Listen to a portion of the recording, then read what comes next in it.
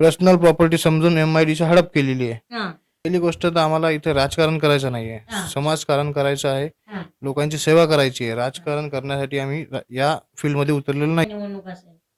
Tough उमेदवार आहेत, पण त्यांना सध्या घाम फोडायचं काम मी केलेलं आहे. हा, त्यांना माझ्यामुळे झोपा लागल्या नाही, कारण की त्यांनी आजपर्यंत सगळीकडे फक्त निधी कसा खायचा, गावाचा शहराचा कसा चुराडा करायचा हे केलेलं आहे.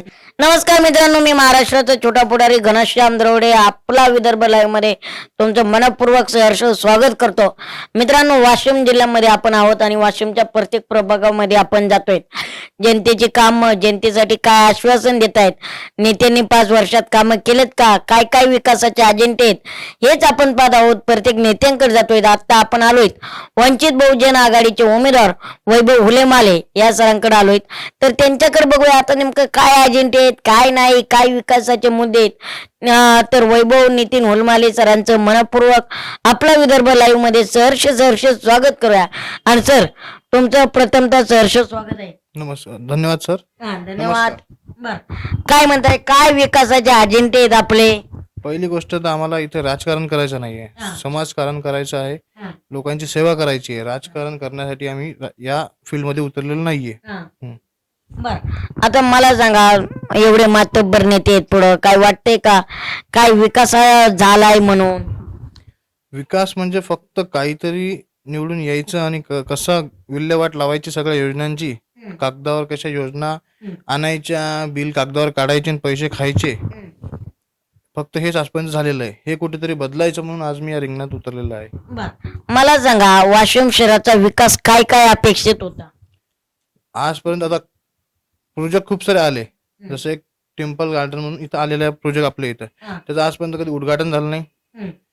त्याची अवस्था अशी, एवढा चांगला उपक्रम होता, ते जळून गेला म्हणतात. कोणी काय झालं तर आम्ही तर आम्ही रोजचे इथून जास्त दूर ना जवळच आहे, तरी आम्ही आजपर्यंत ते अंतरून बघितलेलं नाही. त्याच्या बाद सभागृह एक मोठं, त्याचं पण झालेलं नाही. टिळक गार्डन आहे आपल्या इथं, त्याच्या पण सुधारता करता येईल आपल्याला.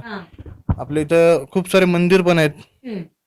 बालाजी मंदिर आहे, जुनं बालाजी मंदिर आहे गावात, अजून कर्णेश्वर मंदिर आहे. असे खूप काही मंदिर आहेत जे तिथं जर आपण आज जर डेव्हलपमेंट केली तर एक टुरिझम मुळे आपल्याला लोकांना हे पण वाढू शकते, रोजगार पण वाढू शकते. इथं MIDC वगैरे आहे का? MIDC आहे, फक्त ती लोकांच्या घरीच आहे, जे नावाला आहे. इथं MIDC जागाच उरली नाही असं म्हणतात. सगळ्यांनी पर्सनल प्रॉपर्टी समजून MIDC हडप केलेली आहे. MIDCतले इथं जे आपले जे इथं येतात बाहेरून, जे उद्योग इथे येतात, इथलचे काही उद्योग बाहेर इथं मंजूर झालेले सुद्धा इथून काढून बाहेर घेऊन जातात. असं इथं उद्योग झालेले ते सुद्धा बाहेर घेऊन जातात. पण सर, एकंदरीत राजकारणात बघितलं का, त्या महाराष्ट्रात वंचित बहुजन आघाडी खासदारकीला बघितला असेल, आमदारकीला बघितला असेल, असं का होतं बरं? काय वंचित आघाडीला वंचितच ठेवलं जातंय? नाही, विषय कसा आहे, आजपर्यंत वंचित आघाडी, आज जे सध्या बाळासाहेब आंबेडकरांनी माझ्यावर जे विश्वास टाकलेला आहे, याच्यावर एक तर मी खरा नक्कीच उतरेल. जे आपण वंचित लोकांचे प्रश्न आहेत, का आपल्या लोकांनी सत्तेत बसावं नाही, यांना आपल्याला बसू द्यायचं नाही. आपल्या लोकांनी सत्तेत सामान्य जनता ऍक्सेप्ट करते का वंचितला? हा, का नाही करत? आता जर सुशिक्षित चांगले जर उमेदवार असतील, नेते असतील, सगळे चांगले वंचित बहुजन आघाडीमध्ये यांच्या प्रामाणिकपणाने काम करणारेच नेते आहेत. कोणी पैसे खाणार किंवा नुसतंच आम्हाला इथं येऊन ठेकेदारी करायची नाहीये. महाराष्ट्रात बघितलं तर इतिहास, वंचितचा एकही आमदार नाही, खासदार नाही. मग काम करायची म्हणलं तर सत्ता तर पाहिजे, सत्ता असल्याशिवाय काम होत नाही. नक्कीच, हेच तर आता लोकांना समजलेलं आहे. हेच लोकांना आता समजून राहिलं ना, ज्यांना निवडून दिलं त्यांना आता समजलं. सत्ताधारी जे असतील, तुमचे विरोधक असतील, सत्ताधारी असतील, वाटतात का काम केलेत म्हणून? काम त्यांनी केले आहेत, पण सांगू ना कागदावर पुरते. म्हणजे काम केले त्यांनी, कागदापुरते केले. बरं, तुम्ही काय काय बदल करणार आहेत, काय काय तुमचा अजेंडा आहे? अजेंडा असा आहे की आम्हाला पहिली गोष्ट तर एक अभ्यासिका चालू करायची, जे गोरगरीब मुलं जे आज बाहेर गावून येतात किंवा शहरातले ठिकठिकाणी येतात. आज आमची तर लायब्ररी जी आहे ती आहे प्रायव्हेट आहे, आणि त्याची फी ही कोणाला पुरवत नाही अशी अवस्था आहे. त्याच्यानंतर MIDCचा मुद्दा आहे, ज्याने रोजगार वाढेल.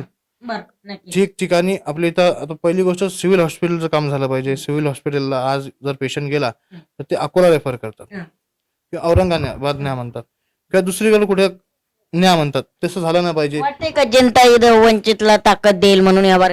नक्कीच यावेळेस जनताला सगळं समजलेलं आहे. पुढे तर एवढे टप उमेदवार आहेत, मग कसं काय निवडणूक असेल? टफ उमेदवार आहेत पण त्यांना सध्या घाम फोडायचं काम मी केलेलं आहे. त्यांना माझ्यामुळे झोपा लागल्या नाही, कारण की त्यांनी आजपर्यंत सगळीकडे फक्त निधी कसा खायचा, गावाचा शहराचा कसा चुराडा करायचा हे केलेलं आहे. आणि आता नक्कीच जनता त्यांना नक्कीच हे करेल. आता जनता त्यांना त्यांची जागा दाखवून देईल. जाता जाता एक शेवटचा प्रश्न विचारतो, तुमचे काय वाटतं बरं, वंचितला किती लोक साथ देतील, किती उमेदवार लागू शकतायत? उमेदवार आमचे नक्कीच जेवढे बी आमचे नगरसेवक पदाचे उमेदवार आहेत 6 जण आहेत आणि नक्कीच ते निवडून येतील. काही प्रकाश आंबेडकर सर काही सभा घेणार आहेत काही? साहेबांची थोडी तब्येतीचा मुळे साहेब एक तर इथे येतील, सभा घ्यायचं चालू आहे. जमलंच तर साहेब नक्कीच इथे येतील सभेसाठी.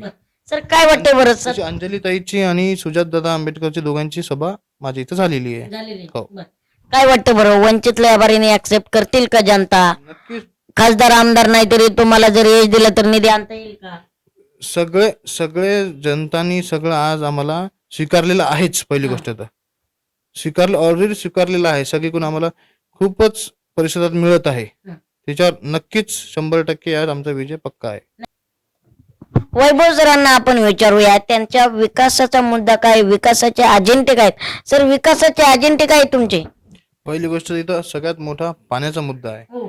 आमच्या इथं 4-4 दिवस किंवा 5-5 दिवस पाणी येत नाही. उन्हाळ्यात तर हे 4 दिवसाचे कधी 8 दिवस आणि 10 दिवस होतात. आणि जे पाणी येते ते पण खूप म्हणजे असं गढूळ पिण्यालायक पाणी नसते. त्याचा खूप त्रास जनतेला आहे. आपण असं म्हणू शकत नाही की ते नक्कीच 24 घंटे पाणी तुम्हाला भेटेल, ते शक्य नाही. पण कसं ते कमी होईल. कसं 1 दिवस आड पाणी येईल किंवा एका दिवशी 1 घंटा 2 घंटा कसं पाणी येईल त्याचं नियोजन करू आपण. त्याच्यानंतर आपल्या इथं जे बुद्ध विहार आहेत त्याचं सौंदर्यीकरण कसं होईल. त्याच्यानंतर जवळक आपण आपल्या सगळे रस्ते, आपला वॉर्ड, असं पर्टिक्युलर एक एरिया नाही की जे एरिया आपण जर आपण म्हणलं हे मी केलं म्हणजे आमचं गाव विकास झाला किंवा मी हे केलं म्हणजे झालं, तसं नाही. जवळक आपण प्रत्येक रस्ता, प्रत्येक गल्ली, प्रत्येक वॉर्ड त्याचा जवळक विकास करणार नाही तेवढं पूर्ण गावाचा शहराचा विकास होणार नाही. जसं की आता आमच्या इथं काही भाग असे आहेत, पंचशील नगर झालं, इकडं थोडं आल्लाडा प्लॉटच्या मागचा एरिया झाला, घाणमोडी झालं. हे एरिया तर वाशिम मध्ये नाहीतच आहे असं म्हणतात लोक. यांना फक्त मतं पाहिजेत, बाकी विकास कोणताच करत नाहीत. आज नाल्याचा जे सांडपाण्याचा मुद्दा आहे ते सगळ्यात मोठा आहे. पाऊस ज्या टाइमला पाणी पडलं की इथं नाल्या आहेत. एक तर पहिली गोष्ट कुठे नाल्याच नाहीत. जिथे नाल्या आहेत त्या नाल्या फक्त नुसतं नाल्या दिसतात, ते पाणी समोर जात नाही, मागं येत नाही. एवढा मोठा प्रश्न आहे. ते फक्त नाल्यात. हे आमचा जे घराचा परिसर सुद्धा जे आहे ना, आजूबाजूला कमरे एवढं पाणी असते. आमच्या इथं पण सगळं पाणी साचलेलं असते. का तर ते सांडपाण्याचा मुद्दा सोडण्यासाठी काही केलेलंच नाही. जे नाला असते मोठा, जिथं इनलेट आउटलेट असते तेच नाही आमच्या इथे. त्याचा खूप खूप त्रास. सगळ्यात पहिलेच मुद्दा आम्हाला सांडपाण्याचा सोडावा लागेल. नक्कीच वैभव सरांनी आपलं लाख मोलाचं जनतेसमोर वैभव शब्दातून मांडलेलं आहे. आता वैभव दादाला जनता कशी साथ देते हे येणाऱ्या काळात बघणार आहोत. पात्र आपला विदर्भ लाईव्ह आपल्या खास माणसांसाठी, आपला विदर्भ लाईव्ह तुमच्यासाठी घेऊन आलोय छोटा पुढारी या विशेष काळात.